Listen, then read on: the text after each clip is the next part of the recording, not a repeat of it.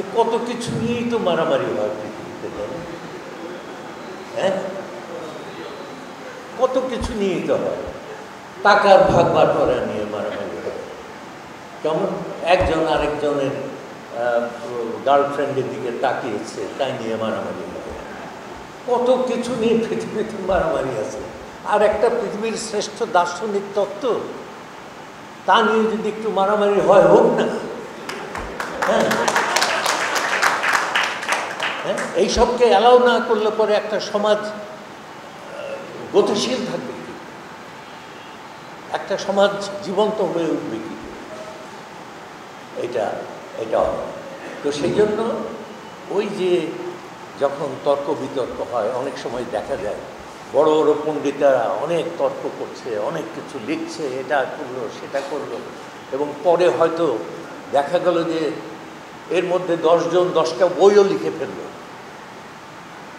কিন্তু ওই ঘরের মধ্যে একজন ছিল, সে অত বড় পণ্ডিতও না, অত বড় লেখকও না, কিছুই না, কিন্তু একজন প্রতিভাবান মানুষ।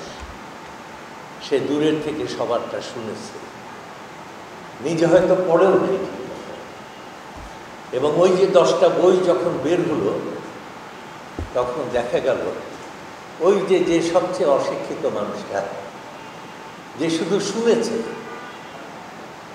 তার বই সবচেয়ে ভালো হয়েছে। এইটা হচ্ছে মানুষের ভেতরকার প্রতিভা। হ্যাঁ, সেটা স্বতঃস্ফূর্ত, সেটা একটা অম্লান জিনিস এবং নিষ্পাপ হৃদয় লাগে। তবে আমি একটা জায়গায় শুধু তৈরি করব, যে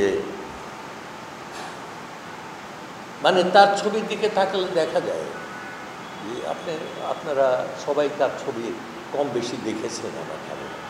তার ছবির দিকে তাকালে দেখা যায় একটা বিশাল বিপুল, তাই না, একটা জগৎ, একটা কৃষিভিত্তিক জগৎ। কেমন সেটা উজ্জ্বল, সেটা সুন্দর, সেটা বলিয়ান, সেটা কর্মমুখর, প্রাণের শক্তিতে প্রাচুর্যে ভরা একটা জীবনকে তিনি আঁকতে পেরেছেন। কেমন এইটা তার যেরকম, তাকে তিনি আলাদা মানুষ ছিলেন, আলাদা চাউনি ছিল, এই জন্য তিনি আলাদা জগৎকে তিনি, এই বাংলাদেশকে আমরা সবাই দেখেছি, কিন্তু বাংলাদেশের এই শক্তিকে আমরা দেখি না। কেমন এই জন্য শিল্প হচ্ছে art is man added to nature. কেমন ওই art is man added to nature, মানে প্রকৃতি যা, বাঙালি যা তা নয়, সুলতান যা সেইটা। কেমন বাঙালিত্বের সঙ্গে সুলতান, চেহারাগুলো কিন্তু সব বাঙালির চেহারা।